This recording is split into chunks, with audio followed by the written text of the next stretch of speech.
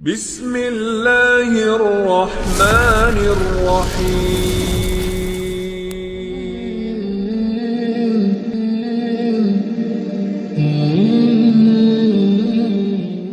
Mereka berkata, maksudnya orang-orang musyrik, janganlah sekali-kali kalian meninggalkan sesembahan-sesembahan kalian. Jangan pula kalian meninggalkan penyembahan terhadap Wad, Suwa, Yaghus, Ya'uq dan juga Nasr. Abdullah ibn Abbas radhiyallahu anhuma mengatakan, nama-nama di atas maksudnya yang tercantum dalam surah Nuh 23 adalah nama orang-orang saleh di zaman Nuh. Ketika mereka telah meninggal, maka setan membisikkan sesuatu kepada kaum mereka. Buatlah patung-patung di tempat pertemuan orang-orang soleh itu ketika mereka masih hidup.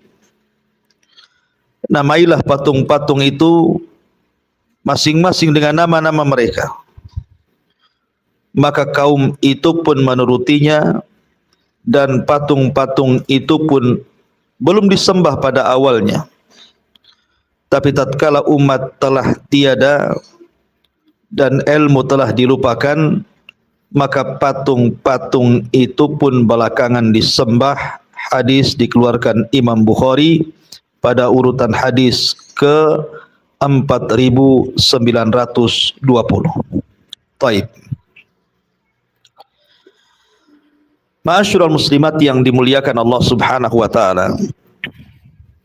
Saya akan bercerita dulu sebelum masuk kepada tema. Kita tahu bahwa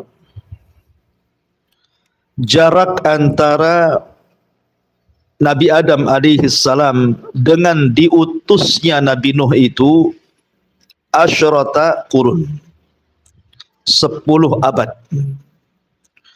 Satu abad itu 100 tahun. Kalau 10 abad berarti 1000 tahun. Itulah jarak antara Adam dan diutusnya Nabi Nuh. Selama 1000 tahun itu banyak peristiwa yang terjadi. Di antaranya pembunuhan Qabil terhadap Habil. Kemudian Qabil keluar daripada kabilah Nabi Allah Adam dan menyisih ke lembah dan membuat kabilah sendiri. Kemudian terjadi perzinahan, terjadi kemaksiatan. Akan tetapi walaupun demikian, tidak ada satupun orang-orang yang melakukan kesyirikan di zaman itu. Sampai diutusnya Nabi Allah Syith sebagai ganti daripada Habil. Kemudian diutusnya Idris. Sampai kepada Nabi Nuh alaihi salatu wassalam. Jadi 1000 tahun itu belum ada kesyirikan sama sekali. Maksiat ada, tapi syirik belum ada. Menyekutukan Allah itu belum ada. Artinya syaitan belum bisa menggoda anak Adam sampai ke taraf menyekutukan Allah Subhanahu wa taala. Apatah lagi menggoda Adam dan juga Hawa yang sudah diturunkan ke bumi. Syaitan tidak sanggup menggoda Adam dan Hawa untuk melakukan persekutuan dengan Allah Subhanahu wa taala. Begitu juga anak turunannya. Baru di zaman Nuh alaihi salatu wassalam terjadi kesyirikan. Bagaimana kisahnya nanti kita akan kisahkan. Kita tahu bahwa ketika Adam alaihi salatu wassalam meninggal dunia dan juga Hawa, kemudian juga Habil meninggal dunia di tangan Qabil, dan seluruh kabilah-kabilah Qabil juga punah tidak ada yang hidup. Sehingga keturunan manusia semua dari jalur Nabiullah Syith alaihi salatu wassalam. Dari Syith inilah berkembang biak manusia sampai hari ini. Karena Syith ini adalah kakek buyut daripada Nuh. Dan Nuh ini punya 4 putra, yang 1 kafir. Dan yang hidup 3. Syam, Ham dan juga Yafis. Dari Syam dan Ham dan Yafis inilah cikal bakal umat manusia sampai kiamat dibangkitkan. Tidak ada satupun manusia kecuali nasabnya sampai kepada Syam, kepada Ham atau kepada Yafis. Itulah umat manusia ada sampai hari ini. Lah di zaman Nabi Nuh alaihi salatu wassalam, berdasarkan hadis yang kita baca dalam Sahih Bukhari dalam urutan hadis ke-4920 hadis ini, Abdullah ibn Abbas radhiyallahu anhuma menceritakan kepada kita tentang 5 orang soleh di zaman Nabi Nuh yang kelak akan menjadi nama sebuah berhala, dan bahkan berhala tertua di dunia yang pernah disembah manusia. Bagaimana kisahnya? Terjadi silang pendapat.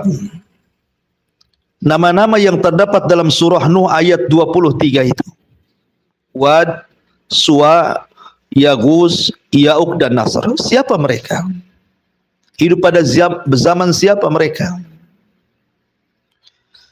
Ada yang mengatakan bahwa 5 orang soleh ini adalah anak-anak Nabiullah Adam alaihi salatu wassalam. Jadi Adam itu kan punya anak 40, 20 perempuan dan 20 laki-laki. Lah yang 5 ini adalah satu di antara 20 putra Adam. Itu satu pendapat. Pendapat yang kedua bahwa 5 orang yang soleh ini bukan anak-anak Adam, tetapi mereka masuk pada cucu cicit Adam. Artinya mereka pengikut Nabiullah Adam alaihi salatu wassalam dan hidup sebelum Nuh alaihi salatu wassalam. Pendapat yang ketiga bahwa mereka itu hidup di zaman Nabi Nuh. Karena Nabi Nuh itu diberikan usia panjang. Ada yang mengatakan 1400, ada yang mengatakan 1500 tahun, ada yang mengatakan 1782 tahun. Walaupun yang masyhur 1400 tahun.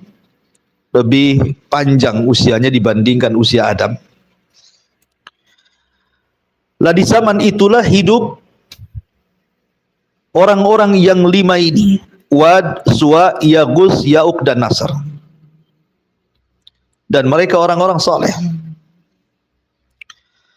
Ada yang mengatakan bahwa mereka adalah satu keluarga.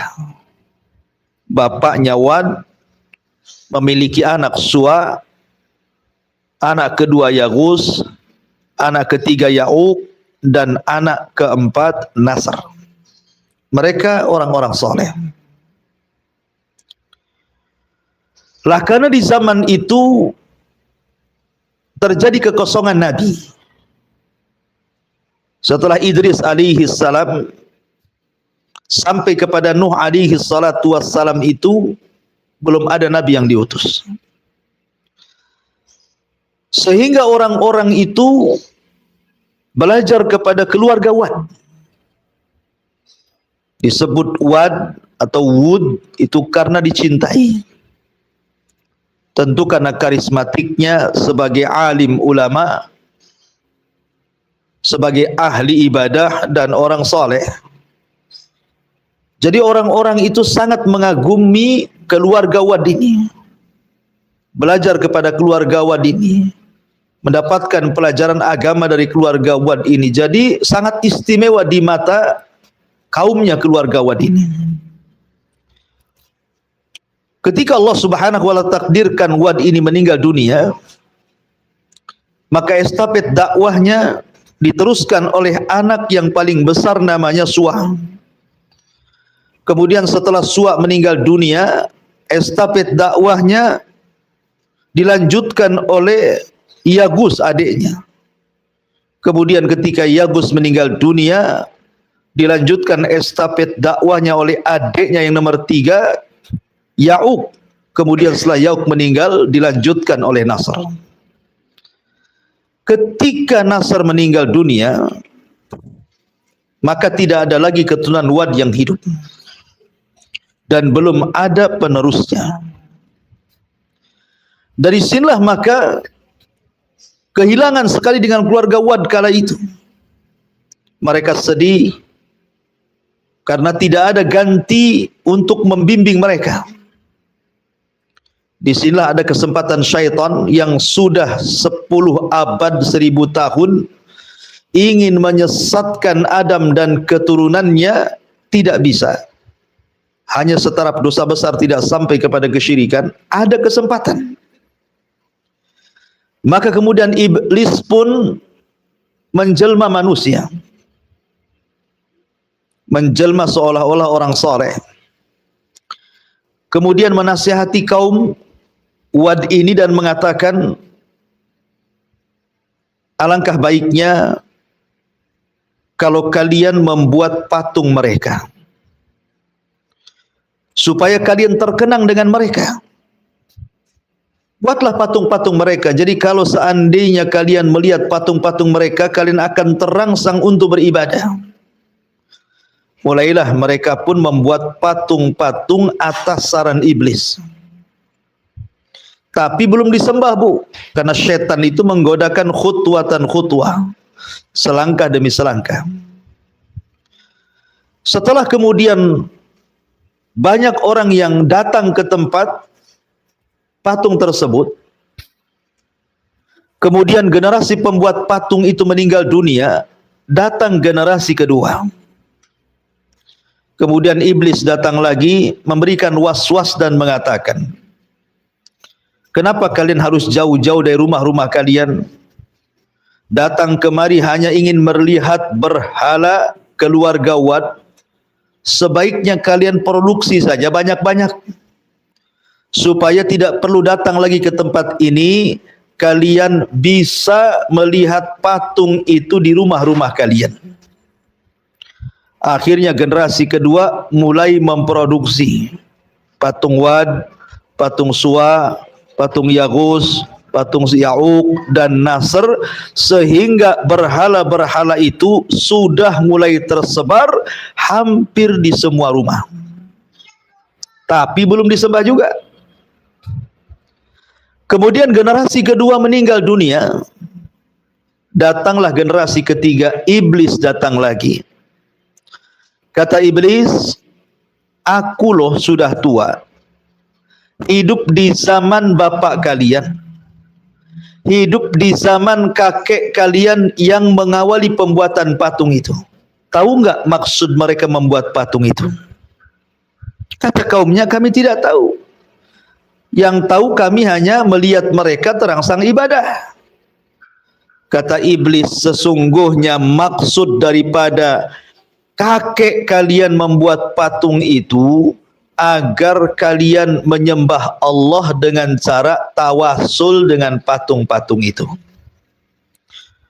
Agar kalian tawasul, menjadikan perantara ibadah kepada Allah lewat berhala orang-orang soleh itu.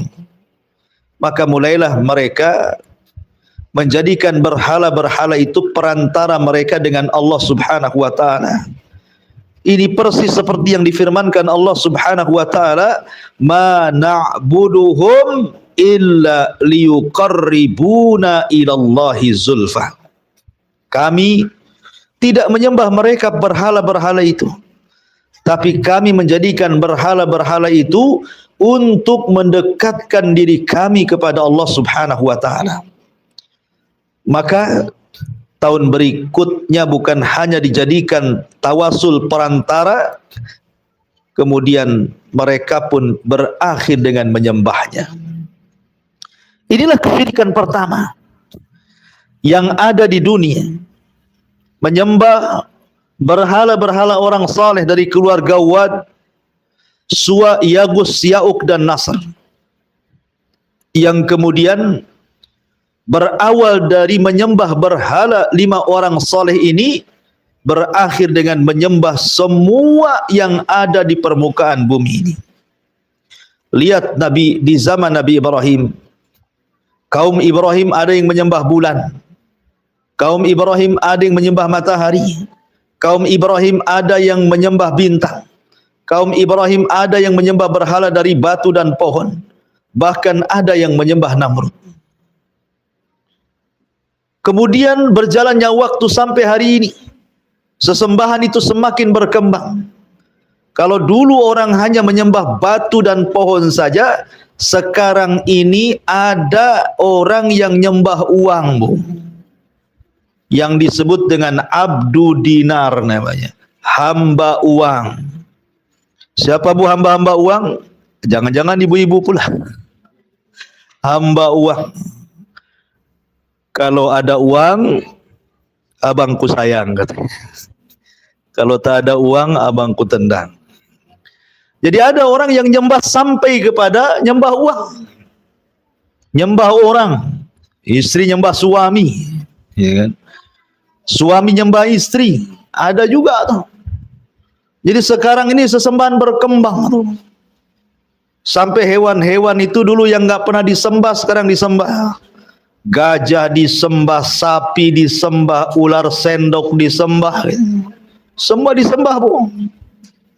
Ya. Lembah disembah, gunung disembah, telaga disembah, semua disembah. Pohon beringin disembah. Jadi sekarang ini berkembang sesembahan itu. Itu awalnya menyembah berhala 5 orang soleh di zaman Nabi Nuh.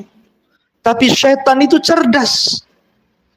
Makanya syaitan kemudian selangkah demi selangkah mengembangkan sesembahan itu bukan hanya kepada berhala-berhala yang terbuat dari batu dan pohon saja, sampai semua disembah.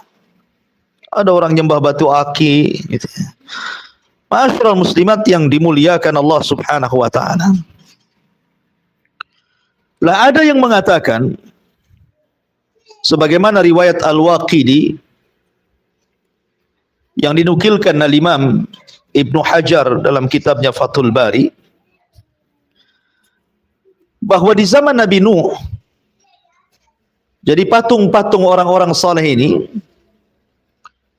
ada yang mengatakan bahwa Wad dibentuk berhala manusia jenis laki-laki, kemudian Suwa dibentuk berhala jenis perempuan, kemudian Yagus dibentuk berhala semacam harimau ataupun singa, kemudian Ya'uk dibentuk berhala semacam bentuk kuda, dan juga Nasr dibentuk berhala semacam burung nasr. Jadi mereka membuat berhala dibentuk-bentuk seperti itu. Walaupun pendapat ini ada yang membantah bahwa tidak ada yang namanya berhala bentuk singa, kuda ataupun burung, yang jelas ya berhala bentuk manusia. Tapi ini masalah khilaf ulama. Ma'asyiral muslimat yang dimuliakan Allah Subhanahu wa taala, masalahnya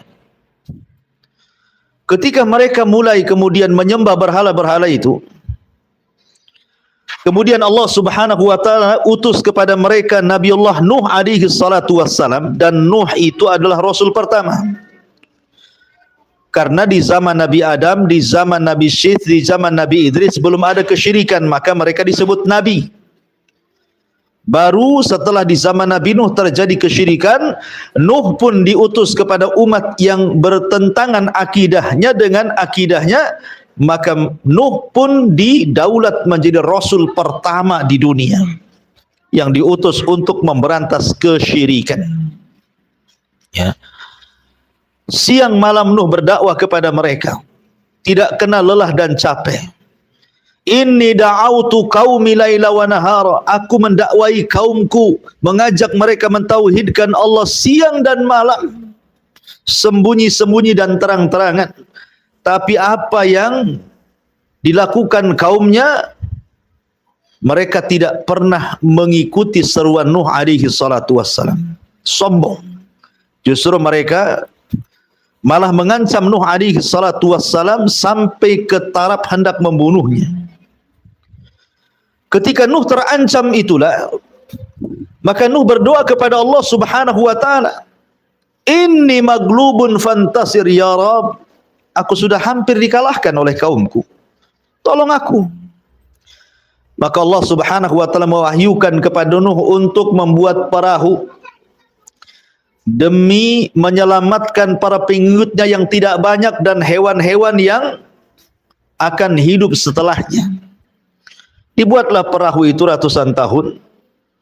Kemudian setelah waktu yang ditentukan, Nuh pun naik perahu dengan beberapa pengikut dan juga anak-anaknya dan juga beberapa binatang berpasang-pasangan. Datanglah banjir bandang dan angin tupan, meluluh lantakkan seluruh kaum Nuh kecuali yang diselamatkan yang di atas perahu saja. Lah berhala-berhala yang ditenggerkan yang paling besar, yang disembah oleh kaum Nuh itu berhala Wad, berhala Suwa, berhala Yaghus, berhala Ya'uq, berhala Nasr itu terhempas gelombang tupan. Ada yang mengatakan terhempas sampai ke Jeddah. Jeddah di Arab sana, kalau ibu umroh, haji, bandaranya itu kan ke Jeddah tuh, Bu. Ada yang mengatakan terhempas sampai di Jeddah. Jadi di masa Nabi Allah Ibrahim alaihi salatu wassalam berhasil mendakwahkan tauhid, khususnya orang-orang Hijaz, Mekah dan Madinah, dan juga Arab secara keseluruhan. Kemudian dakwahnya diteruskan oleh Ismail alaihi salatu wassalam. Maka teruslah dakwah tauhid ini menyebar sampai datangnya seorang laki-laki yang bernama Amr bin Luhai Al-Khuzai. Ismail memiliki istri daripada suku Jurhum. Itulah suku pertama yang menguasai Arab. Tetapi kemudian berperang melawan Khuza'ah, kalahlah Jurhum. Sampai akhirnya Jurhum karena takut kalau seandainya air Zam-Zam direbut Khuza'ah, dikuburnya air Zam-Zam itu sama orang-orang Jurhum, sehingga tidak diketemukan beratus-ratus tahun, baru diketemukan di zaman Abdul Muttalib, kakeknya Nabi. Yang ingin saya ceritakan, ketika Khuza'ah berkuasa dan Jurhum kalah, ada orang namanya Amr bin Luhai, tokoh Khuza'ah, orangnya dermawan. Tiba-tiba kemudian safar ke Syam, karena Syam itu dikiranya Biladul Anbiya, negerinya para nabi. Tiba-tiba Amr bin Luhai ini singgah di sebuah perkampungan penyembah berhala. Kemudian ketika berbincang-bincang dengan orang yang ada di kaum di Syam tersebut, untuk apa berhala ini kalian sembah? Jawaban mereka, ini berhala untuk mendatangkan rizki, ini berhala untuk mendatangkan hujan, ini berhala untuk mendatangkan jodoh, ini berhala untuk ini, untuk itu, macam-macam. Ketika dia mendengar ada satu berhala itu bisa mendatangkan hujan, maka Amr bin Luhai terbayang, wah, berhala ini cocok kalau dibawa ke Mekah, karena Mekah itu daerah gersang, kering kelontang, tandus, tidak ada hujan. Akhirnya dibawalah berhala yang diyakini bisa menurunkan hujan, namanya Hubal. Itulah berhala yang pertama kali disembah oleh orang Arab, namanya Hubal. Akhirnya kemudian ketika Amr ibn Luhai membawa Hubal ke Mekah dan ditenggerkan di dalam Ka'bah, kemudian mengajak orang Mekah untuk menyembahnya. Amr ibn Luhai ini dimimpikan oleh syaitan untuk menggali 5 berhala yang terpendam di Jeddah. Di mana 5 berhala ini adalah berhala di zaman Nabi Nuh yang terhempas tufan. Akhirnya kemudian dia pun menuruti bisikan syaitan, datang ke Jeddah, kemudian digali, rupanya ketemu berhala-berhala yang pernah disembah di zaman Nuh, ketemu oleh Amr ibn Luhai, terdampar di Arab, di Jeddah.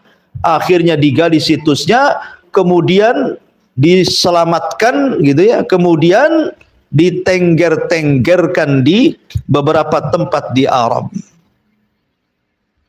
Ada yang mengatakan bahwa berhala-berhala itu seperti Wad, ditenggerkan di Bani Kalbin, kemudian Suwa di Bani Hudel, kemudian Yaghus di Bani Murad, kemudian Ya'uq di Bani Hamadan, kemudian Nasr di Himyar.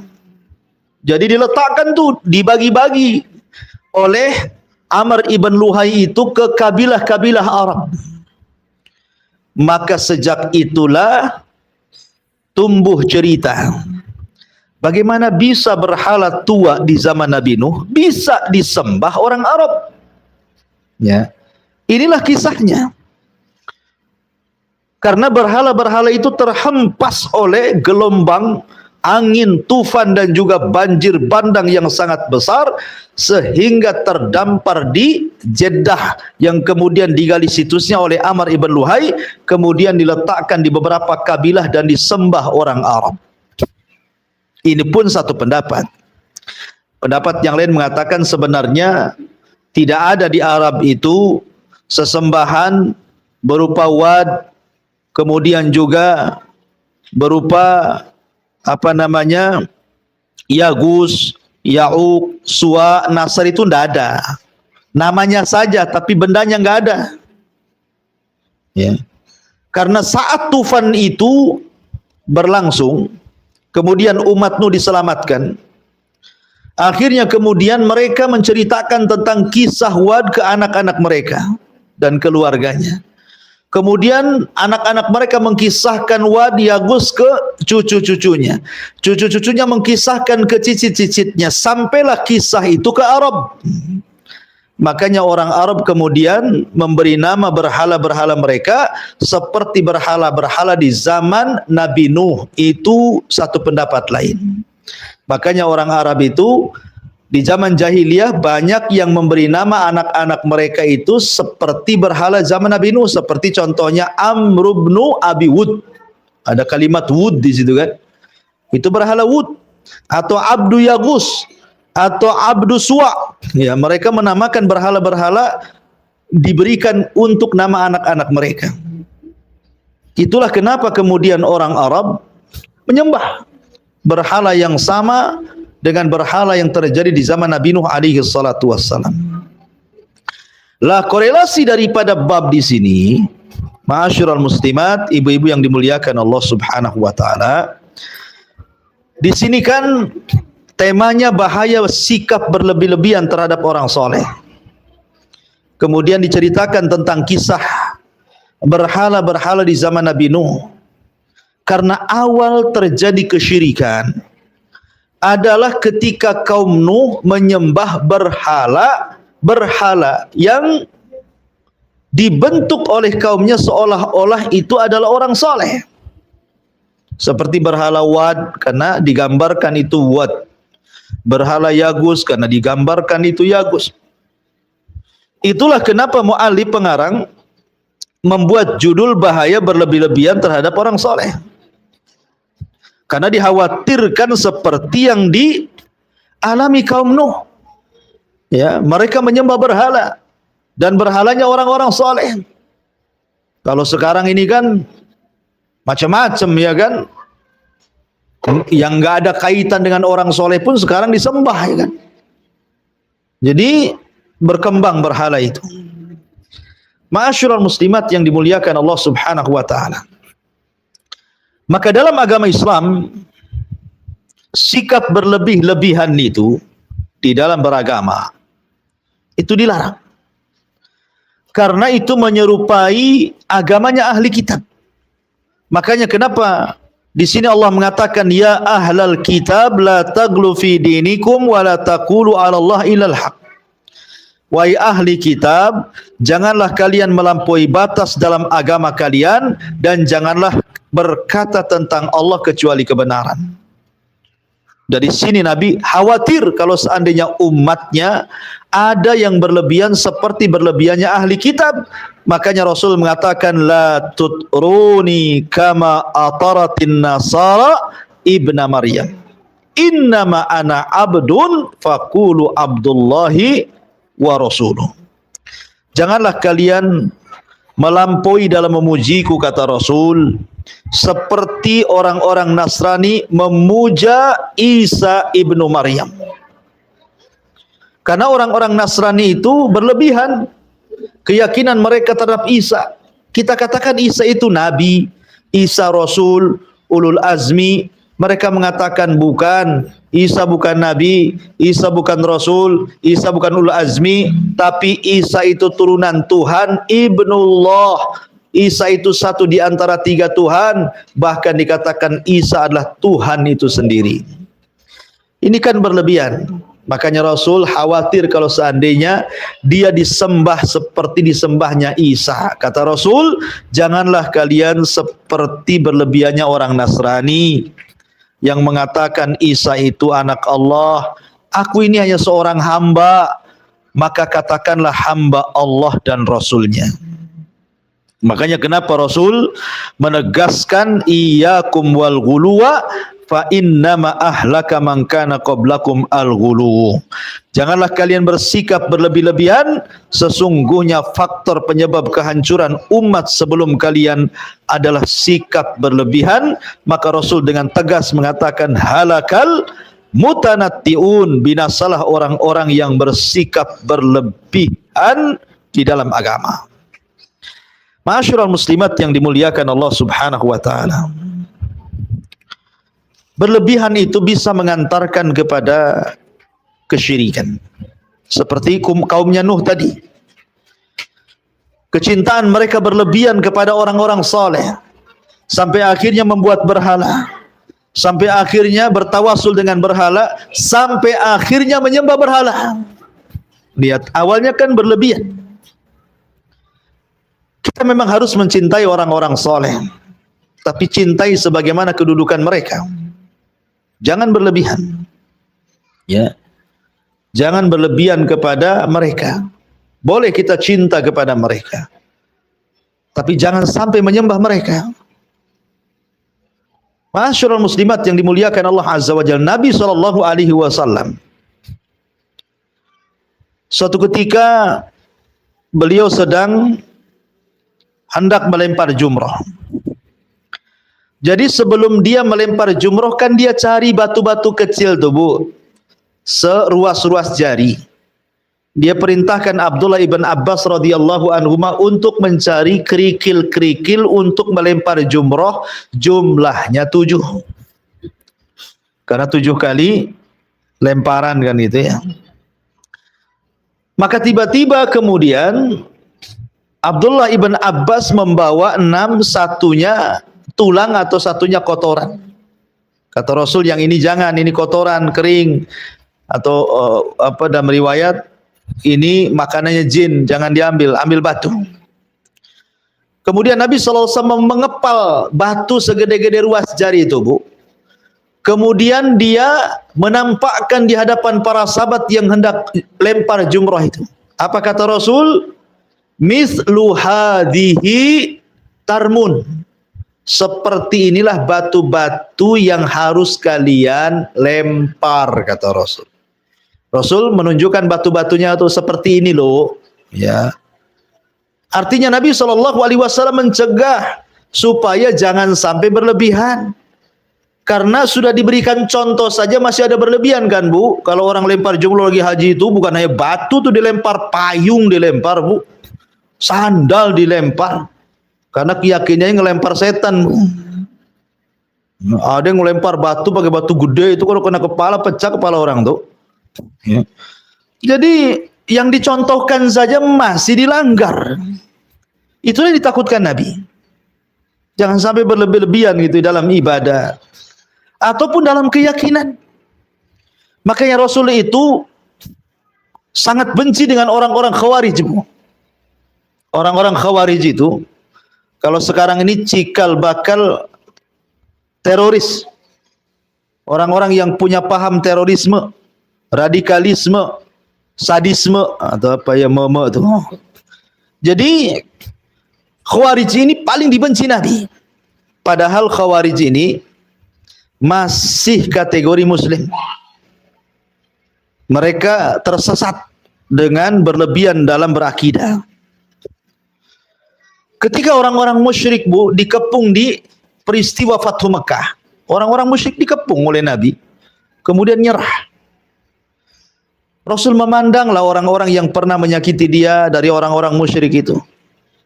Tapi Nabi masih punya rahmat, punya kasih sayang dengan orang-orang musyrik yang sudah terkepung itu, walaupun dulu orang-orang ini yang memusuhi dia dan para sahabatnya. Apa kata Rasul?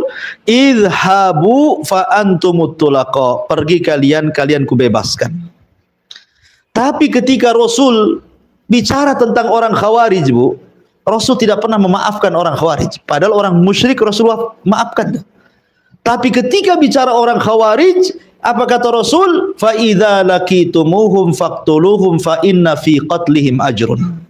Apabila kau dapati mereka, perangi mereka, binasakan mereka, tangkap mereka, hancurkan mereka, karena di dalam memerangi mereka terdapat pahala.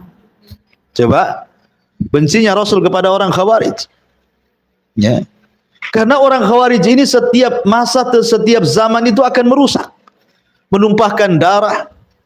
Kata Nabi SAW, yaqtuluna ahlal Islam wa yada'una ahlal awthan, membunuh orang Islam tapi membiarkan para penyembah berhala. Mereka menghalalkan darah. Makanya ini kan pemahaman yang berlebihan akhirnya membunuh. Dalam agama ini kalau sudah berlebih-lebihan bukan hanya kesyirik saja, kemana-mana. Ya. Jadi bahaya berlebih-lebihan di dalam beragama. Oleh karena itulah maka cukupkan apa yang diperintahkan Allah dan Rasulnya, itu sudah cukup.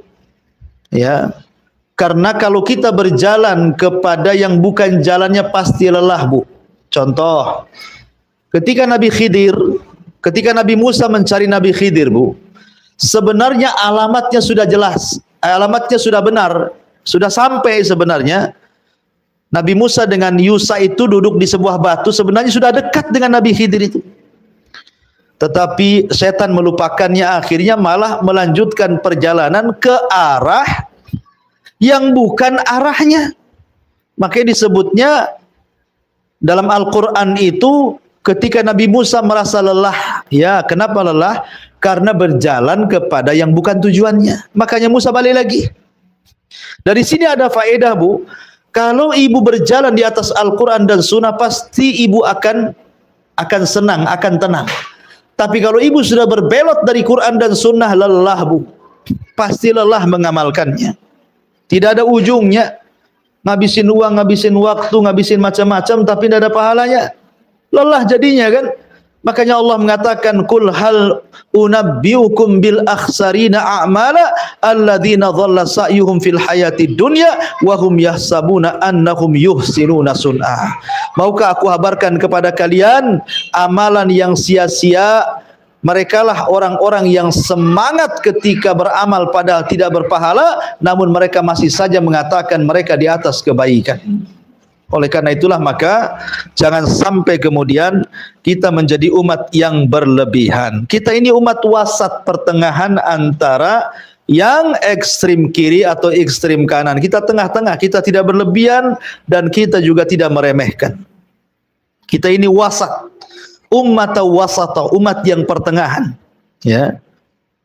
Baik di antara agama atau di antara kelompok-kelompok sesat dalam Islam. Ma'asyiral muslimat yang dimuliakan Allah Azza wa Jalla. Contoh di antara agama. Orang Yahudi mengatakan Isa itu anak zina. Orang Nasrani pula mengatakan Isa anak Tuhan. Yang satu mengatakan anak zina, yang satu anak Tuhan. maka Islam tegak di tengah-tengahnya. Isa bukan anak zina, Isa bukan anak Tuhan, tapi Isa adalah utusan Allah. Dia nabi dan rasul, ulul azmi. Ya. Di antara firqah-firqah sesat, ahli sunnah itu tengah-tengah di antara Khawarij dan Murji'ah. Khawarij mengkafirkan di luar kelompoknya halal darah bagi dia. Pokoknya yang melakukan dosa besar kafir, semua dikafir-kafirkan dia. Orang Murji'ah pula tidak suka mengkafirkan, tetapi menghalalkan maksiat. Maksiat enggak apa-apa, enggak mempengaruhi iman katanya. Mau zina, mau minum khamr, mau judi enggak apa-apa gitu ya. Nah, ini kan masalah. Masa agama semua boleh? Itu namanya manhaj boleh namanya, ya. Jadi ahli sunnah tengah-tengah. Tidak ekstrim, tidak suka mengkufar kafirkan, dan juga tidak kemudian meremehkan urusan dosa. Ya, kita dudukkan sebagaimana Allah dan Rasulnya mendudukkan perkara. Kisah seorang munafik di zaman Nabiullah Musa alaihi salatu wassalam, Qissatu As-Samiri.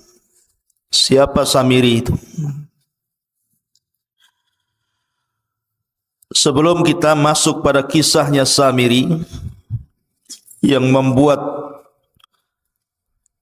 patung seperti anak sapi yang kemudian disembah oleh Bani Israel,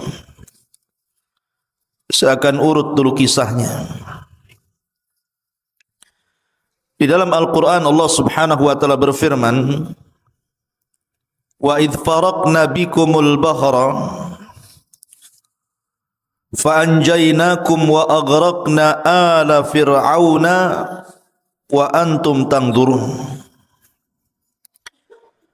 Dan ingatlah ketika kami belah lautan untukmu, lalu kami selamatkan dirimu, dan kami tenggelamkan Fir'aun dan para pengikutnya, sementara kalian menyaksikan dengan mata-mata kalian sendiri.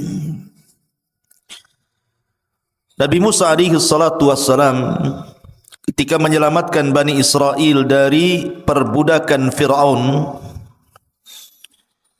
maka Musa berhasil menyeberangkan Bani Israel dari Mesir mengarah ke Palestina melalui Laut Merah. Dan itulah mukjizat yang sangat masyhur dari Nabi Musa alaihi salatu wassalam, mampu membelah lautan dengan tongkatnya, tentu dengan izin Allah subhanahu wa ta'ala. Terbelah 12 jalan di lautan itu, karena Bani Israel 12 kabilah.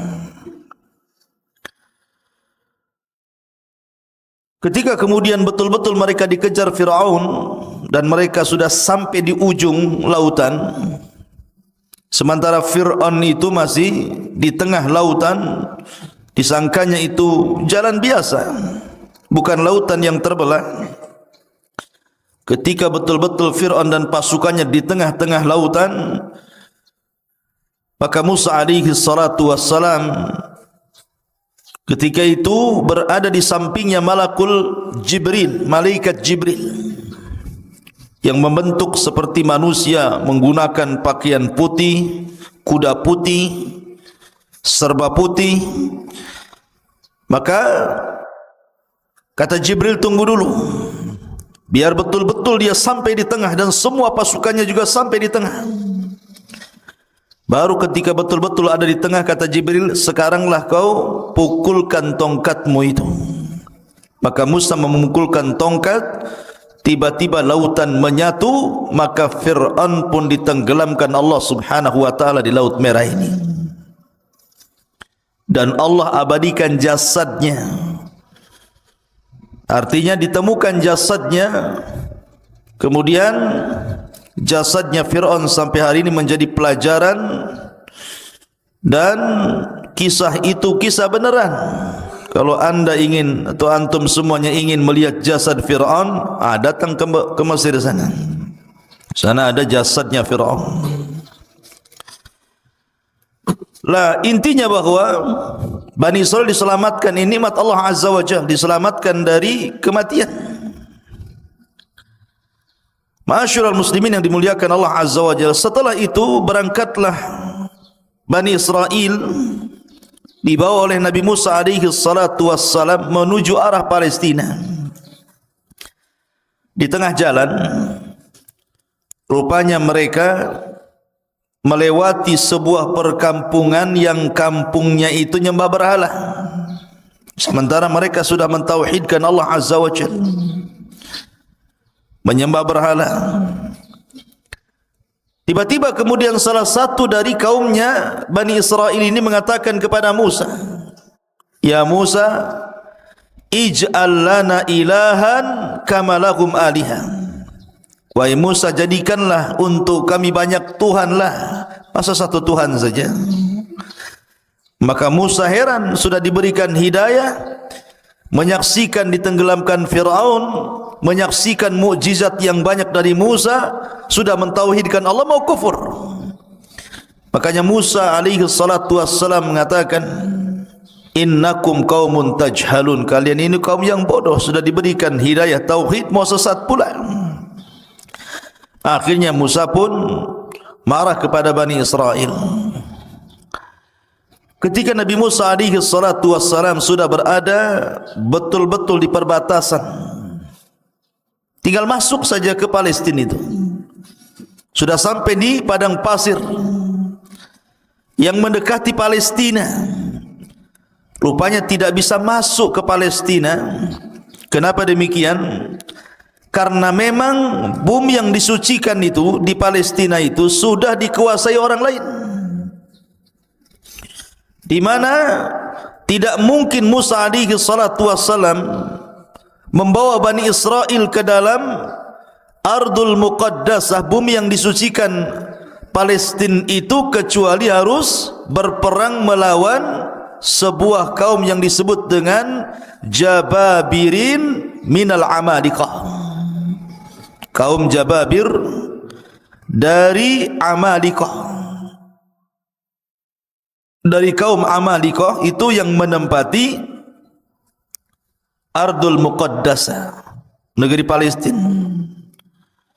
Jadi siapa yang menempati sebuah kaum Jababirin dari kabilah Amalikah, di situ sudah duluan menempati Baitul Maqdis. Maka kemudian Musa alaihi salatu wassalam diperintahkan untuk jihad. Jihad pertama kali. Sebelumnya Bani Israel tidak pernah perang. Kalian harus siap-siap perang, bertempur, merebut Baitul Maqdis dari Amalikah. Bahkan Yusha ibn Nun yang ketika itu sangat dipercaya Nabi Musa alaihi salatu wassalam, yang menemani Musa saat pergi mencari Khidir adalah Yusha ibn Nun, pembantunya. Yusha ibn Nun mengatakan, ya qaum idkhulu alaihim min babil Madinah kama amarakum yansurkumullahu fala ghaliba lakum. Wahai kaumku, masuklah kalian dari pintu depan, pintu kota, dan kalau seandainya kalian akan perang, maka Allah subhanahu wa ta'ala akan memberikan kemenangan dan tidak terjadi kekalahan kepada kalian. Tapi Bani Israel ini ketakutan, pengecut, tidak mau perang, takut mati. Akhirnya kemudian mereka mengatakan, lan nadkhulaha abada madamu fiha. Selama orang Amalikah itu masih ada di situ, kemudian kami harus perang melawan Amalikah, kami tidak akan masuk ke situ. Kemudian mereka pun lancang kepada Musa dan mengatakan, idhab anta wa rabbuka faqatila innaha huna qaidin. Hei Musa, kalau engkau ingin perang, sono berangkat sendiri, ajak Tuhanmu perang berdua, kami nonton di sini siapa yang kalah siapa yang menang. Kurang ajar tidak? Ya. Masa sama nabinya bilang begitu? Kalau kau mau perang, pergi sana sendiri katanya. Ajak Tuhanmu, perang berdua sana katanya. Kami enggak mau di sini. Karena mereka menolak, tidak mau perang, tidak mau berjihad, tidak mau mengambil Baitul Maqdis. Ini pula yang menyebabkan Allah Subhanahu wa taala mengazab Bani Israel. Dengan cara apa? Akhirnya mereka tidak bisa keluar dari negeri itu. Tersesat di padang pasir. Tersesat di sebuah negeri yang disebut Ardut Tih namanya. Negeri Tih. Sebuah padang pasir kering kelontang. Tidak ada tanaman, tidak ada tumbuhan, tidak ada air. Tidak ada apapun, padang pasir. Panas luar biasa. Diazab oleh Allah Subhanahu wa taala, tidak bisa keluar dari situ. Pergi ke mana saja ujung-ujungnya ke situ juga. Kayak orang melinglung, kayak orang bingung. Lebih-lebih kemudian padang pasir itu saya katakan tadi tidak ada tumbuhan, tidak ada tanaman, tidak ada pepohonan, tidak ada burung, tidak ada apapun. Betul-betul kering kelontang, panas terik luar biasa. Mereka tidak bisa keluar dari situ. Tersiksa hidup mereka. Itulah disebut dengan Tih.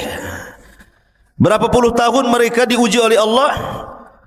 Fa innaha muharramatun alaihim arba'ina sanatan yatihuna fil ardi fala ta'sa 'alal qaumil fasiqin. Dan negeri Tih itu digambarkan dalam surah Al-Maidah ayat 26. Yatihun, maksudnya di negeri Tih. Allah berfirman, maka negeri itu terlarang buat mereka selama 40 tahun. Mereka akan mengembara kebingungan di bumi itu. Maka janganlah engkau wahai Musa bersedih hati memikirkan nasib orang-orang fasik itu. Biarkan saja mereka kebingungan seperti itu. Diajak perang tak mau. Ya. Akhirnya Allah uji mereka dengan diletakkan di bumi Tih, bumi kebingungan. Ma'asyiral muslimin, ikhwan akhwat yang dimuliakan Allah Azza wa Jalla. Ketika mereka tidak bisa keluar dari situ, terpaksalah mereka tinggal di situ.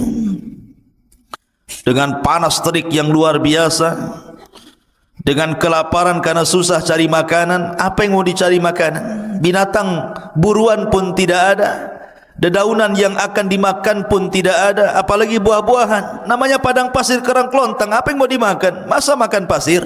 Tak mungkin. Akhirnya kemudian ketika mereka lapar, mereka datang kepada Musa alaihi salatu wassalam. Ya Musa, kami lapar, kami pengen makan. Tolonglah berikan kepada kami makanan. Berdoalah kepada Rabbmu agar diturunkan makanan kepada kami. Subhanallah, Allah Karim.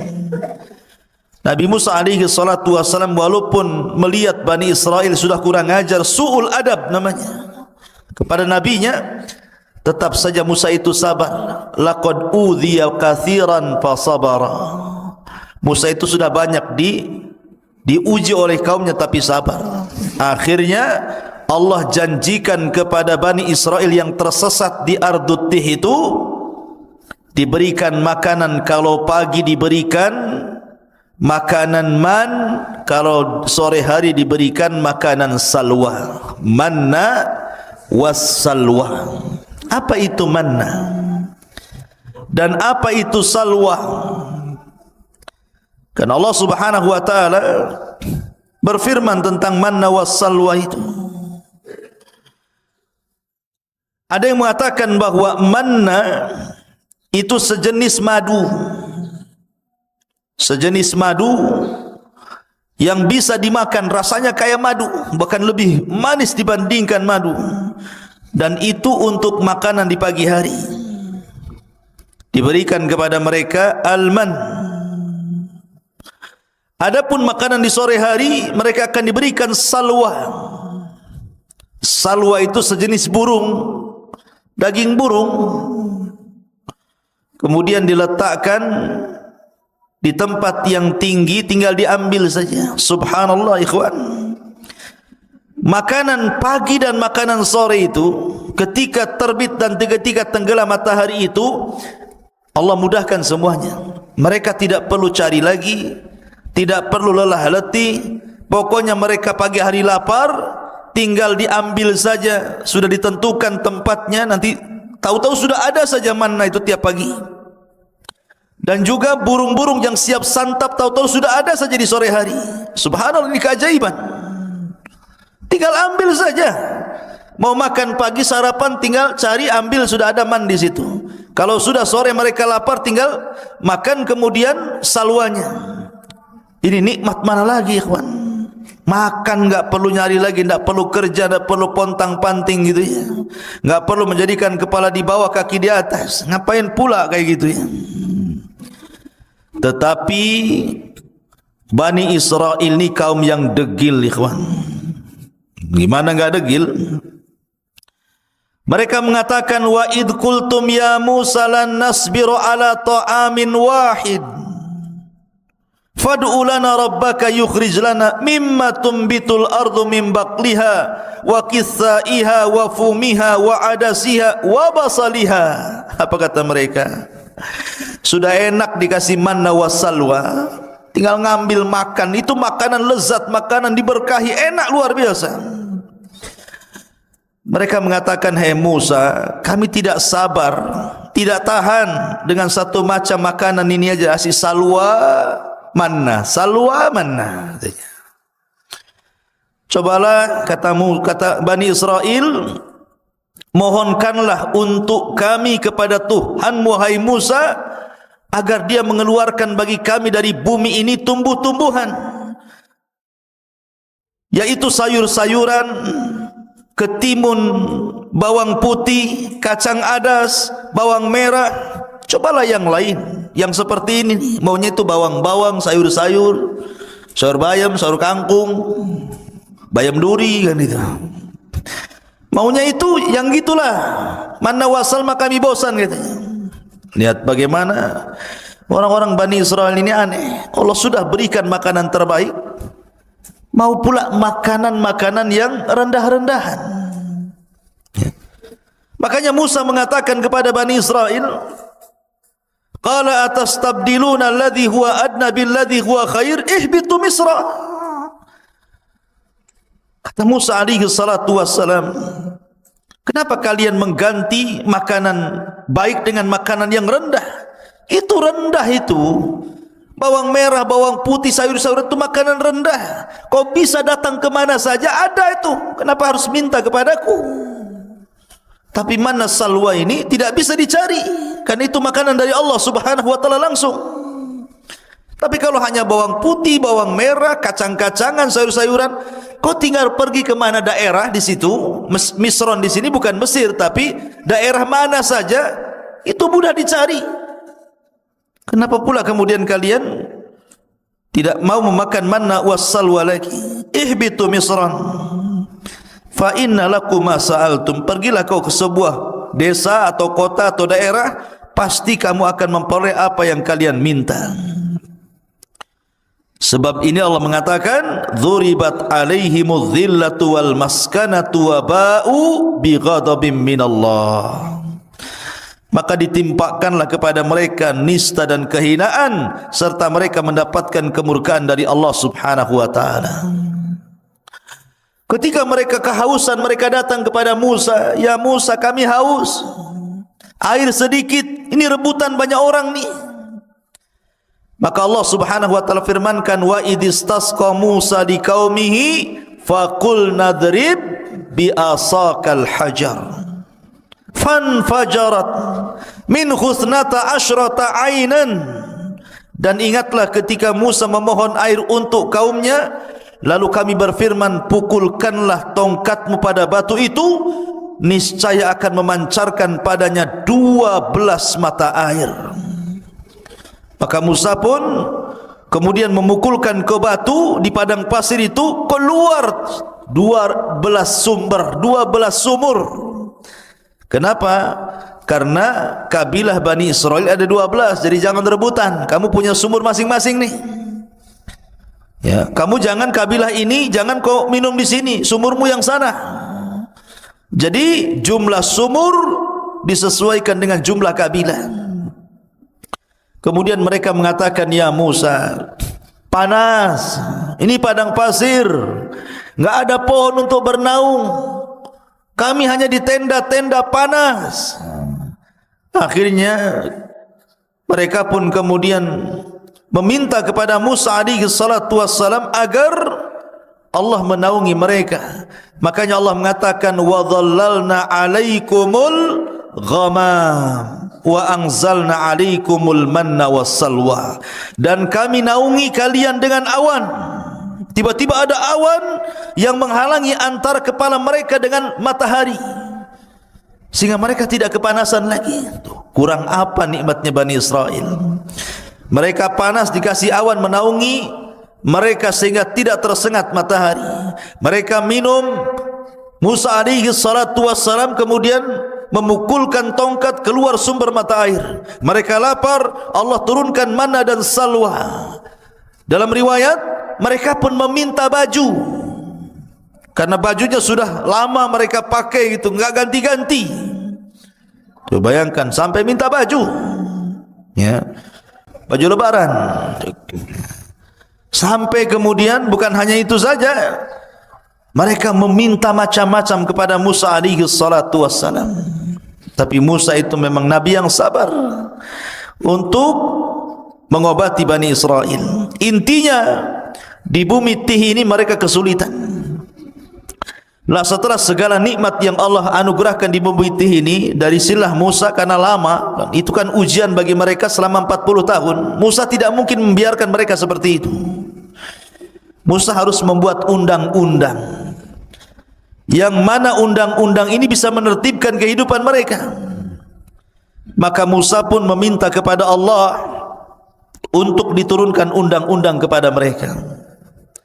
Maka Allah janji untuk menurunkan Taurat kepada Musa asal Musa berangkat ke bukit yang disucikan Allah Azza wa Jalla, Bukit Tur, Bukit Saina. Akhirnya Musa alaihi salatu wassalam diperintahkan Allah untuk berangkat selama 30 hari meninggalkan Bani Israel untuk mendapatkan mandat Taurat. Ketika itu Bani Israel diserahkan kepada adiknya Harun. Berangkat Nabi Musa selama 30 hari. Ma'asyiral muslimin, ikhwan akhwat yang dimuliakan Allah Subhanahu wa taala. Maka selama 30 hari itu Nabi Musa berpuasa. Ada yang mengatakan 30 hari berpuasa itu bertepatan dengan bulan Dzulqa'dah. Satu bulan Dzulqa'dah Nabi Musa berpuasa. Ketika sampai di bukit Tur, Bukit Saina, maka Musa pun beriktikaf di bukit itu selama 30 hari 30 malam, berpuasa terus, tidak membatalkan puasanya, karena tahu akan berjumpa dengan Allah. Ketika sampai di tanggal 30, sebagaimana ditetapkan oleh Allah Subhanahu wa taala, tiba-tiba Nabi Musa membatalkan pula puasanya. Bukan tidak ada alasan, karena alasan Nabi Musa kenapa membatalkan puasa di hari ke-30, karena takut kalau seandainya dia bicara dengan Allah mulutnya bau. Karena orang puasa itu kan mulutnya tidak sedap. Tiba-tiba ketika dia hendak membatalkan puasanya karena sebab itu, maka Allah Subhanahu wa taala melarang dan mengatakan, wahai Musa, jangan kau batalkan puasamu, fa inna luhufa fammis shaim atyab indallah min rihil miski. Karena bau mulutnya orang yang berpuasa itu lebih harum di hadapan Allah dibandingkan minyak kasturi. Di hadapan Allah, jangan di hadapan kawan antum, baulah. Di hadapan Allah, ya, kalau di hadapan makhluk tergantung sahur antum. Sahur jengkol bau jengkol, sahur pete bau pete, ya. Takkan sahur jengkol bau kasturi, ya. Maksudnya di hadapan Allah lebih harum dibandingkan minyak kasturi. Akhirnya Musa pun diperintahkan Allah Azza wa Jal untuk menambah lagi 10 hari. Untuk menambah 10 hari. Maka genap Musa di bukit Tur Sina itu berapa hari? 40 malam 40 hari. 40 malam 40 hari Nabi Musa alaihi salatu wassalam berada di bukit Tur untuk mendapatkan mandat Taurat. Makanya Allah Subhanahu wa taala berfirman mengenai hal ini, tentang masalah Taurat ini, walaqad jaa Musa limiqatina wa kallamahu rabbuhu qala rabbi arini anzur ilaik. Dan ingatlah ketika kami berjanji kepada Musa untuk memberikan Taurat sesudah 40 malam.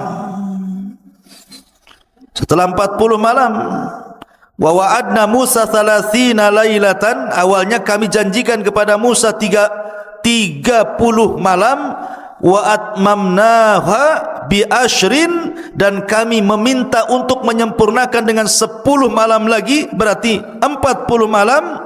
Fatamma miqatu rabbih 40 laila, maka sempurnalah pertemuan antara Musa dengan Rabbnya 40 lailatan, 40 malam. Maksudnya gini, yang 30 itu bulan Dzulqa'dah, yang 10 itu bulan Dzul Hijjah. Berarti di malam ke-40 bertepatan dengan Idul Adha. Karena yang 30 hari bulan Dzulqa'dah, yang 10 hari 10 awal bulan Dzul Hijjah. Berarti hari ke-40-nya ketika Taurat turun itu di Idul Adha. Idul Adha, tanggal 10 Dzul Hijjah. Dan di sini pula Allah menyempurnakan Islam dengan menurunkan surat Al-Maidah, Al-yawma akmaltu lakum dinakum wa atmamtu alaikum ni'mati wa raditu lakumul Islam madinah. Pada hari ini kusempurnakan agamaku Islam, kusempurnakan nikmatku Islam, dan kuridhai Islam sebagai agama kalian. Maka setelah mendapatkan Taurat, tiba-tiba Musa alaihi salatu wasalam berkeinginan untuk ingin menatap Rabbnya, ingin melihat Rabbnya kayak apa yang selama ini selalu bicara di balik tabir, dan tabirnya Allah adalah cahaya. Pengen tahu kayak apa bentuknya, kayak apa wajahnya. Akhirnya Musa mengatakan, Rabbi arini anzur ilaik, ya Rabb, bisakah kau tampakkan dirimu kepadaku biar aku bisa melihatnya. Maka Allah Subhanahu wa taala mengatakan, lan tarani walakin dur ilal jabal fa in istaqarra makanah fasawfa tarani. Falamma tajalla rabbuhu lil jabali ja'alahu dakka wa kana Musa sa'iqa wa kharra Musa sa'iqa falamma afaqa qala subhanak tubtu ilaika wa ana awwalul mu'minin. Kata Allah Subhanahu wa taala, ya Musa, engkau enggak mampu melihatku. Bukan aku tidak bisa dilihat, matamu yang enggak sanggup melihatku, kata Allah.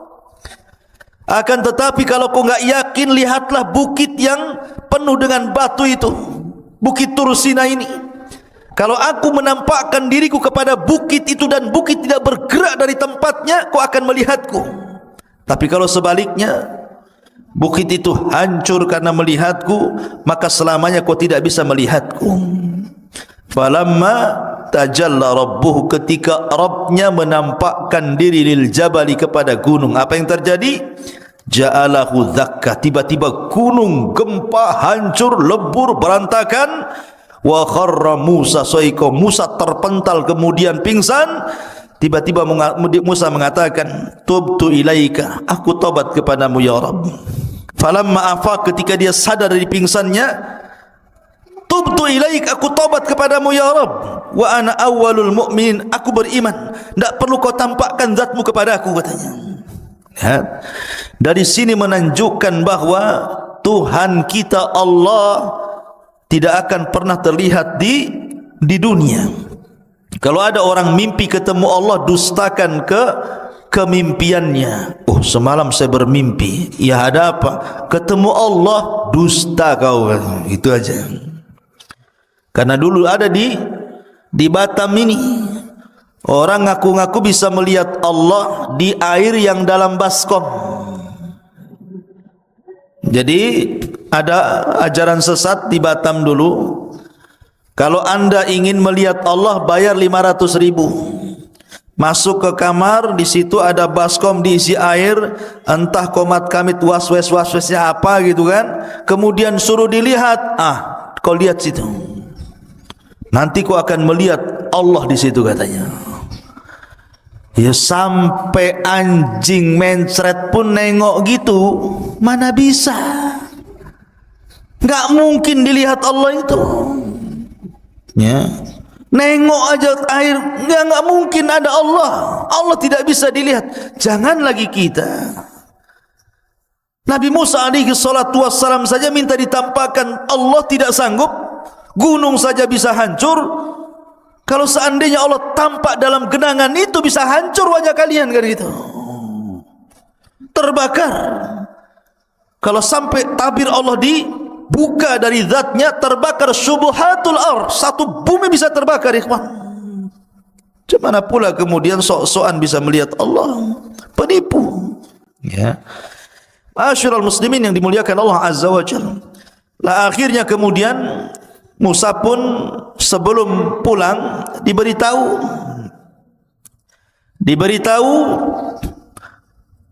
bahwa Samiri, ini kisahnya, bahwa Samiri 10 hari sudah berhasil menyesatkan Bani Israel.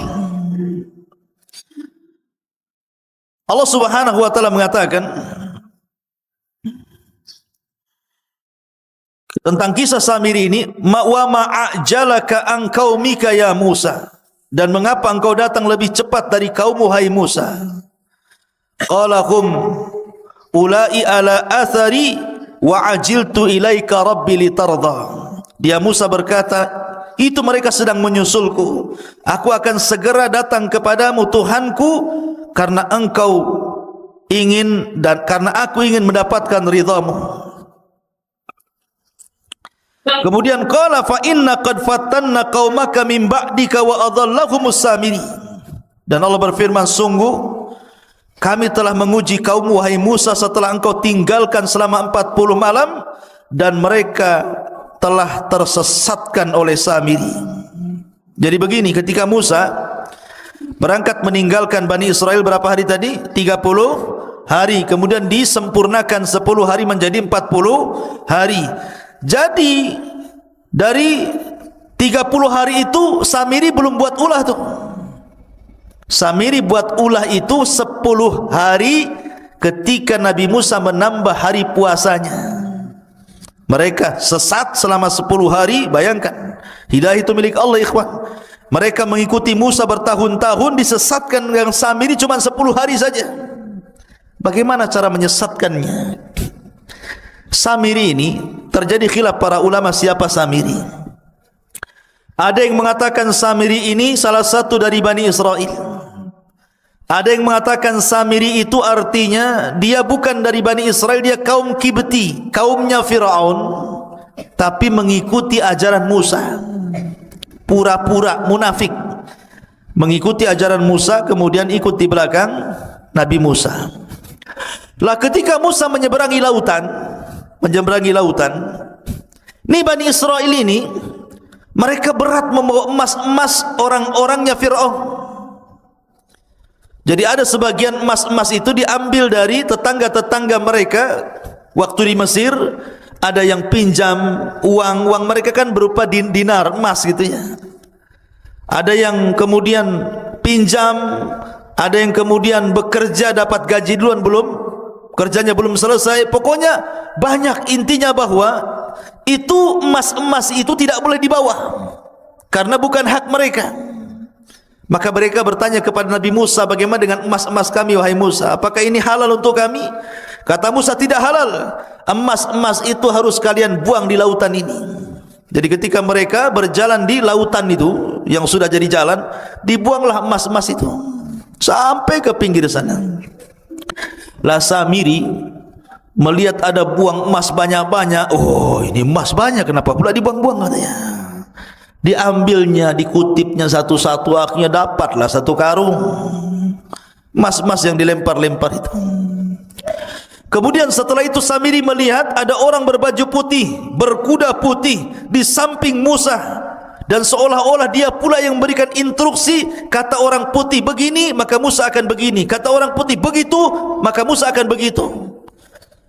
Samiri kaget, kenapa Musa diperintahkan orang itu? Nah, dari sini Samiri curiga, karena memang itu jelmaan malaikat, utusan Allah Azza wa Jalla.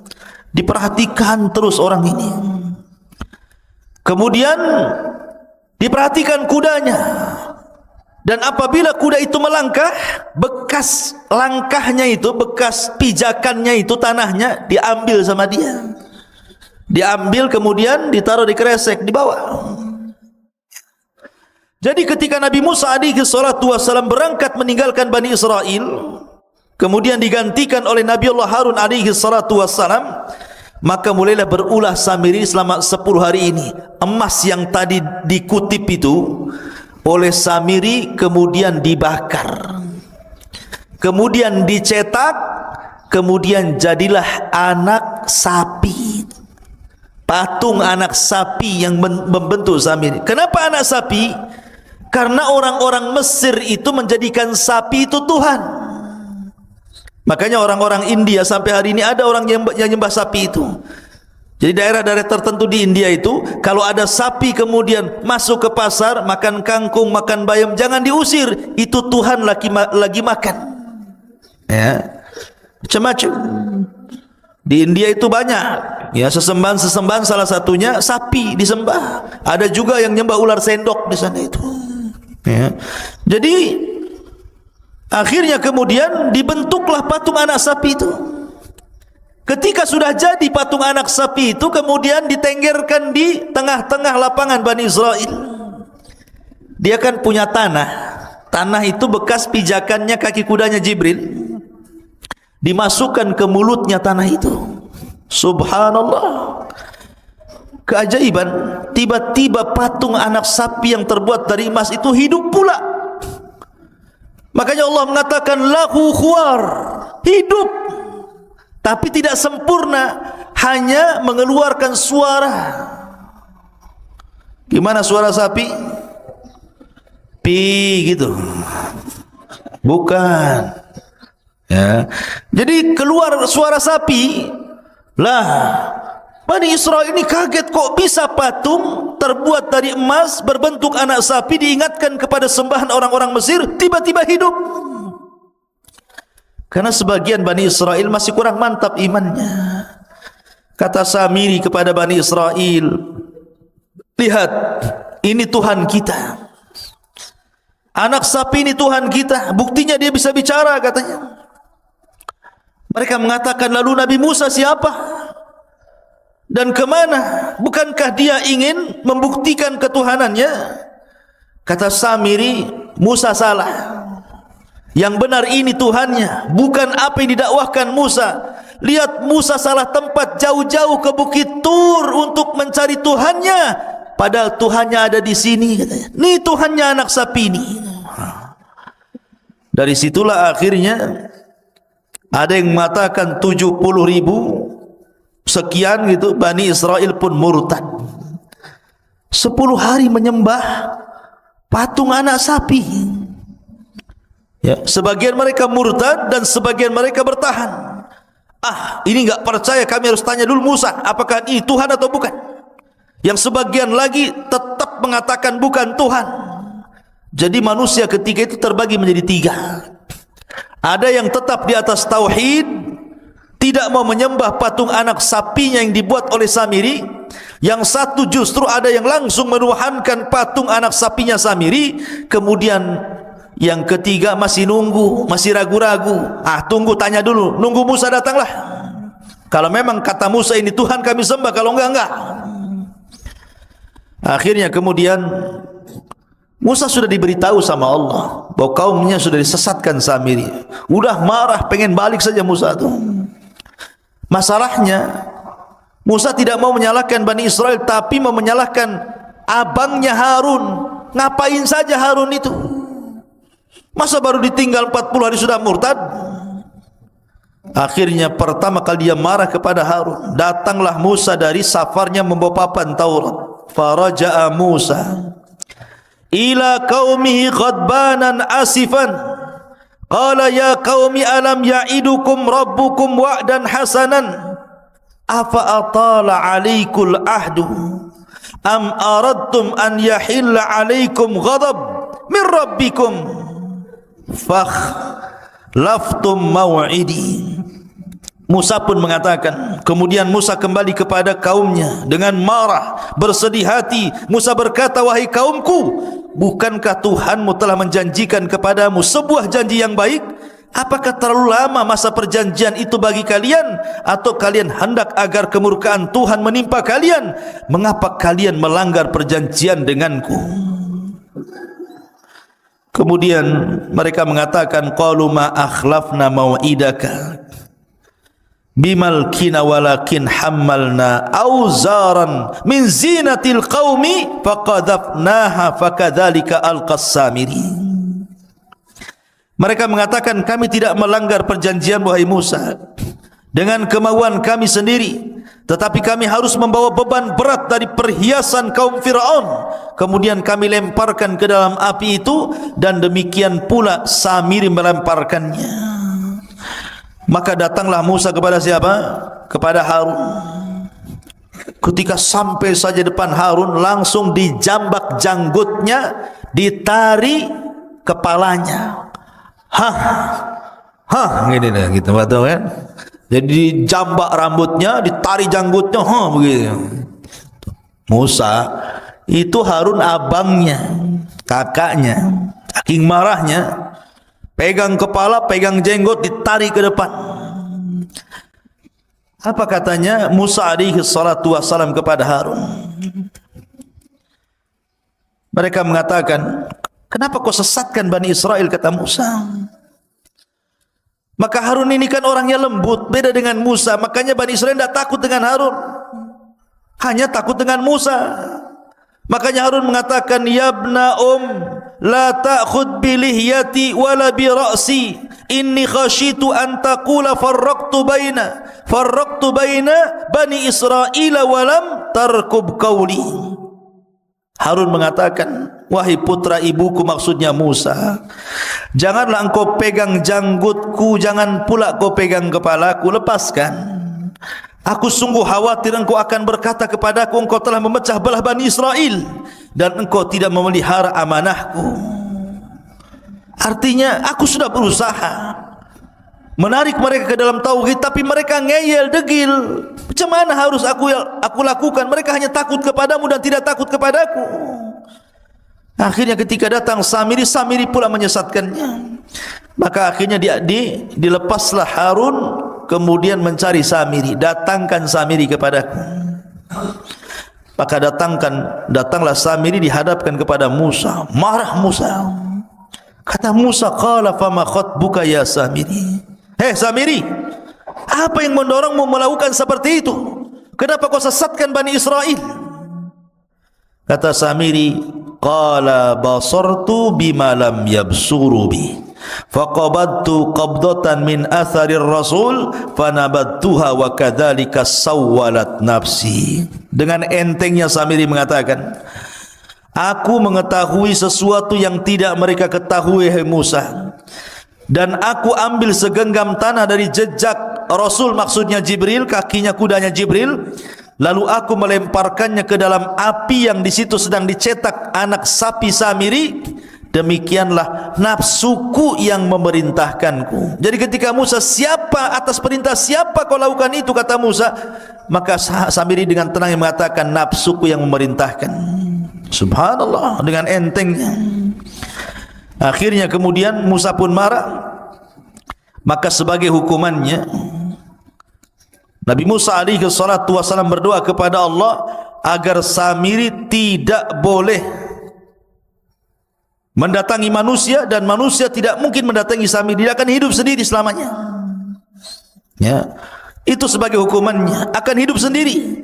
Manusia tidak bisa bicara, dia pun tidak bisa bicara dengan manusia. Tetapi memang Al-Quran dan Sunnah tidak menjelaskan kematiannya, karena Samiri habis itu diusir oleh Musa dan tidak diperkenankan untuk hidup di zaman di lingkungan Bani Israel. Sehingga ada yang menyangka bahwa Samiri adalah Dajjal di akhir zaman. Tapi kita katakan Dajjal bukan Samiri, dan Samiri bukan Dajjal. Dajjal lain orangnya, Samiri pun lain orangnya. Ya. Intinya bahwa Nabi Musa alaihissalam kemudian mengadab Samiri dengan cara berdoa kepada Allah agar dia tidak bisa ditemui manusia dan dia tidak bisa menemui manusia, sendiri hidupnya. Kemudian melihat Nabi Musa marah, maka mereka disuruh bertobat. Bani Israel yang menyembah patung anak sapi itu suruh tobat. Tiba-tiba kemudian diilhamkan kepada mereka untuk mengucapkan la illam yarhamna rabbuna wa yaghfir lana lanakunanna minal khasirin. Kalau Rabb kami tidak merahmati kami dan tidak mengampuni dosa-dosa kami, kami termasuk orang rugi. Terus itu yang dibicarakan oleh orang-orang yang menyembah patung itu. Masalahnya Musa mengatakan, aku datang sudah bawa papan Taurat ini, dan isi papan ini kalau sampai ada orang musyrik seperti kalian, hukumannya adalah saling bunuh-bunuhan. Kalian harus pulang, ambil bawa pisau dapur, tusuk-tusuk kalian, saling tusuk di antara kalian, saling bunuh di antara kalian. Itu tobatnya. Karena Allah mengatakan, wa idh qala Musa liqaumihi, wa idh qala Musa liqaumihi, dan ketika Musa berkata kepada kaumnya, ya qaumi innakum zalamtum anfusakum bittikhadikumul ijla fatubu ila bari'ikum faqtulu anfusakum dzalikum khairul lakum inda bari'ikum fataba alaikum ila akhiril ayat. Wahai kaumku, karena kalian sudah menzalimi diri kalian menyembah patung anak sapi, tobat kalian.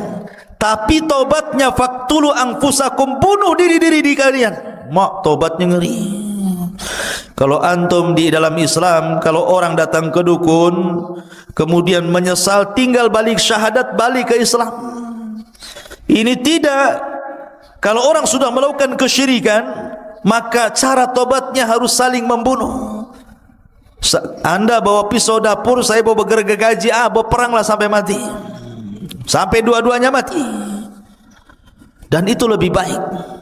Sebab kalau mereka menolak untuk saling membunuh, mereka pun akan mati juga. Karena ketika mereka menolak untuk saling membunuh, maka mereka teringat dengan Nabi Musa. Musa pernah mengangkat bukit Tur, kemudian diletakkan di atas kepalanya. Tobat atau dilempar bukit ini katanya. Kalau tidak tobat, mati juga kena gunung. Kalau tobat, mati juga, sama-sama mati. Masalahnya kalau tobat mati, mati syahid. Tapi kalau mati kena lempar gunung, mati sangit namanya. Enggak syahid kan gitu. Karena kena azab ya. Akhirnya mereka perang saling bunuh-bunuhan, dan itu lebih baik bagi mereka. Matilah hampir 7.000 Bani Israel gara-gara menyembah patung anak Samiri ini. Lihat jahatnya Samiri, munafik, menyesatkan. Akhirnya kemudian Nabi Musa pun setelah kasus Samiri ini tetap masih tidak bisa keluar dari Ardut Tih itu, maka Allah Subhanahu wa taala takdirkan Musa pun meninggal. Tapi sebelumnya Harun meninggal, baru kemudian Musa. Bagaimana Harun meninggal? Dikatakan oleh ahli tafsir, jadi suatu ketika Nabi Musa dan Harun ini naik ke atas bukit, meninggalkan Bani Israel karena lelah gitu kan, ingin santai berdua saja, naik ke atas bukit. Tiba-tiba di atas bukit itu melihat ada pohon di situ. Kemudian tiba-tiba Harun alaihi salatu wassalam mengatakan, ya Musa inni uhibbu an anama ala hadas sarir. Dan di bawah pohon itu kayak ada tikar.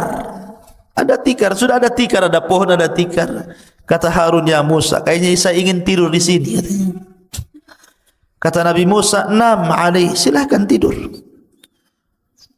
Tapi kemudian Harun mengatakan, "Inni akhafu ayyatiya rabbi, ayyatiya rabbu hadzal bait fayaghdhabu alayya." Tapi aku takut wahai Musa, kalau seandainya aku tidur di sini, tiba-tiba Rabb pemilik rumah ini kemudian datang dan murka kepadaku. Kata Musa, "La tarhab, jangan takut.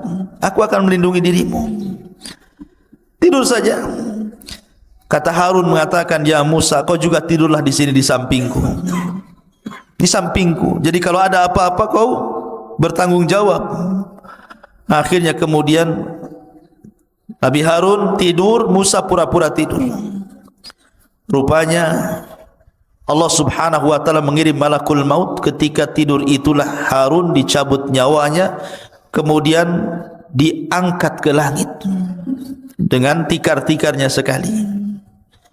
Itu dalam sebuah riwayat yang dikatakan oleh Imam As-Sudi. Tapi dalam riwayat yang lain, riwayat Ali bin Abi Thalib radhiyallahu an, intinya ketika Harun dan Musa meninggalkan Bani Israel, tiba-tiba kemudian Allah mengurum malakul maut. Kemudian malakul maut ini mencabut nyawa Harun. Kemudian akhirnya malaikat ini membawa jasadnya, kemudian menguburkannya entah di mana, tidak ada yang tahu. Musa pun sedih, kemudian kembali menemui Bani Israel. Harusnya saat kesedihan ini dihibur, malah dituduh pula dia yang membunuh Nabi Harun. Ya bayangkan, Bani Israel marah kepada Musa, "Kau bunuh Harun," dia katanya. Karena Harun itu nabi yang dicintai Bani Israel, orangnya lembut, maka dicintai, disukai Bani Israel. Kalau Musa itu orangnya keras, ditakuti Bani Israel. Jadi ketika berdua jalan ke bukit, kok pulang sendirian, tiba-tiba Harun tidak ada. Akhirnya mereka marah kepada Musa, "Aqaltalta Haruna ya Musa, kenapa kau bunuh Harun wahai Musa?" Kata Musa, "Saya tidak bunuh Harun, dia meninggal." Akhirnya Musa pun berdoa kepada Allah agar dibuktikan jasadnya bahwa dia tidak membunuhnya. Akhirnya kemudian jasadnya diperlihatkan kepada Bani Israel. Baru Bani Israel yakin bahwa Musa tidak membunuh Harun. Memang sudah ajalnya. Dan setelah kemudian Harun meninggal dunia, giliran Musa. Tapi kisah meninggalnya Nabi Musa ini unik masalahnya. Disebutkan dalam hadis Abu Hurairah radhiyallahu an, Rasul yang mengatakan, "Jaa malakul maut," datang malaikat maut, ila Musa ibn Imran, menuju Musa ibn Imran. Faqala lahu, dan dia pun berkata kepadanya, "Aku utusan Rabbmu, dan engkau sudah saatnya harus meninggal wahai Musa." Marah Musa kepada malakul maut. Falattama Musa alaihi salatu wassalam aina malakil mauti fafaqaha. Tiba-tiba Musa menampar wajah malaikat maut, keluar kedua matanya. Coba malaikat maut ditampar sama Musa sampai keluar kedua matanya. Dia bilang, "Kau mau nyawut nyawaku ya?" Tampar akhirnya. Dia tidak tahu kalau itu betul-betul malakul maut, utusan Allah masalahnya. Hadis ini sahih. Maka akhirnya kemudian dikembalikan lagi kedua matanya, kemudian pergi lagi, terbang lagi menemui Allah Azza wa Jal dan mengatakan, "Ya Rabb, Musa tidak mau dicabut, malah aku pula ditampar dia," katanya. Maka akhirnya Allah mengatakan, "Sudah, berangkat lagi kau Musa, aku yang utus engkau. Katakan kepada Musa, saatnya dia meninggal. Usia dia sudah selesai." Maka faraja'a malakul maut, maka malakul maut kembali lagi menemui Musa alaihi salatu wassalam dan mengatakan, dan dia mengatakan kepada Musa, "Wahai Musa, sesungguhnya aku diutus oleh Allah Subhanahu wa taala untuk mencabut nyawamu." Akhirnya kemudian Musa pun karena ini tahu perintah Allah Subhanahu wa taala, maka dicabutlah nyawa Musa alaihi salatu wassalam, sementara Musa berada di negeri linglung, negeri Tih, tidak bisa keluar dari situ. Maka Harun dan Musa sama-sama meninggal di Ardut Tih ini. Lalu siapa yang meneruskan tongkat estafet dakwah Musa? Pembantunya, yang kemudian menjadi nabi, namanya Yusa ibn Nun. Yusa ibn Nun yang diberikan mukjizat oleh Allah bisa menahan matahari. Bagaimana kisahnya? Jadi ketika kelompok-kelompok pengecut yang diajak perang itu sudah mati semuanya, generasi-generasi itu mati semuanya, datang generasi baru, anak-anak muda pemberani dipimpin Yusa bin Nun, baru mereka mau perang. Ketika itu mereka menyerbu orang-orang Amalika yang menguasai Al-Quds, Baitul Maqdis. Ketika kemudian peperangan hampir dimenangkan, tiba-tiba masuk di hari Jumat, sudah hampir tenggelam matahari, dan mereka dilarang tidak boleh perang hari Sabtu masalahnya, karena hari Sabtu bagi orang Yahudi itu hari yang diagungkan. Makanya nanti kita akan kisahkan tentang kisah Ashabus Sabti, orang yang diadab di hari Sabtu. Jadi matahari tinggal tenggelam. Ini kalau tenggelam di Jumat sore berarti sudah masuk Sabtu, sementara ini sudah mau menang. Akhirnya berfikirlah Yusa ibn Nun, maka dia menatap matahari dan mengatakan, inni ma'mur kama annaki ma'mur. Aku diperintahkan Allah sebagaimana kau juga diperintahkan Allah. Tolong jangan tertenggelam dulu sampai Allah menangkan perangnya. Maka matahari di situ saja tidak bisa tenggelam, sampai perang betul-betul menang baru kemudian tenggelam. Oh, maka ini mukjizatnya Yusa ibn Nun, bisa menahan matahari. Kalau antum jangan pergi matahari, ya tetap saja matahari pergi. Atau antum yang pergi ke matahari, kemana? Ke Nagoya sana, ada matahari sana. Ya. Tapi bukan matahari di atas. Ya. Jadi Yusa ibn Nun yang kemudian berhasil menguasai Baitul Maqdis dan Bani Israel bisa masuk. Ya. Disitulah kisah bagaimana Samiri menyesatkan Bani Israel sampai kepada kisah Yusa ibn Nun, dan kisahnya panjang tentang masalah Bani Israel, karena nanti ada masa-masa yang disebut dengan Ahdul Qudha, ada masa-masa yang disebut dengan Ahdul Mulukul Awal, ada namanya Ahdul Mulukul Thani, dan begitu seterusnya. Seperti Ahdul Qudha itu setelah wafatnya Yusa ibn Nun, maka Bani Israel terpecah menjadi beberapa kabilah tuh, ya. Tetapi mereka masih dipimpin oleh Nabi, dan Nabi yang terakhir yang memimpin adalah Nabi Samuel. Itu Nabi yang terakhir memimpin. Tapi karena Bani Israel pusing, bosan dipimpin para Nabi, akhirnya kemudian minta dipimpin raja. Maka raja yang pertama yang dipilihkan Samuel atas izin Allah adalah rajanya Talut, yang kemudian melawan Jalut. Di antara tentara Talut ada Nabi Dawud, masih kecil. Ketika melawan Jalut, Jalut ini kan orangnya besar, tentaranya banyak. Talut ini orangnya kecil tapi kuat, tentaranya sedikit. Hanya 314 orang sisa dari sekian ribu melawan ribuan tentara Jalut. Ketika sebelum perang, di masa itu kan ada sistem mubarazah. Orang kalau sebelum perang zaman dulu itu adu tanding dulu, mana jagoanmu, nih jagoan gua. Kemudian bertarung sampai mati. Akhirnya Jalut sendiri yang maju dan mengatakan, siapa yang bisa mengalahkan saya? Tentara Talut tidak ada yang berani. Siapa yang berani sama Jalut? Rupanya Nabi Dawud pula yang masih kecil dari sekian pasukan, dialah pasukan yang paling kecil, yang paling muda. Berani pula Dawud ini. Dawud ini orang miskin, kerjanya mengembala kambing, biasa ngelempar anjing dengan batu. Jadi kalau dia lempar anjing dengan batu itu sampai mati anjing itu dilempar batu, dan selalu tidak meleset. Ya. Dan kalau ada anjing lempar antum sini. Jadi ketika kemudian dia maju melawan Jalut, ini batu sudah ada beberapa di tangannya nih. Ketika betul-betul berhadapan, tidak bergulat Daud, dilempar aja batu kepalanya, pecah kepalanya, mati itu Jalut tuh. Ketika mati Jalut, dilempar batu kerikil sama Nabi Daud, maka pasukan Talut merasa bangga akhirnya karena pimpinannya sudah mati.